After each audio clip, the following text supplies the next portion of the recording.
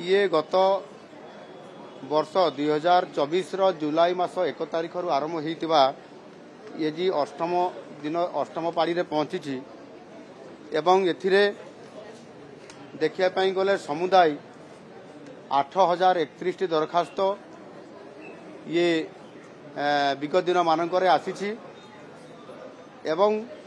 जेते सबु दरखास्त गुड़िक आसी ता उपरे परवर्ती पर्यायर मध्य विभिन्न विभाग सहित जोगाजोग करी रिजल्ट केमती हेबो एवं ये दरखास्त गुड़िक डिस्पोजाल केमती हेबो सेतिपाई मध्य त्वरित पर्यायर करा जाउछि। एथिरे जहा देखा जाइछि गत 1/7 रे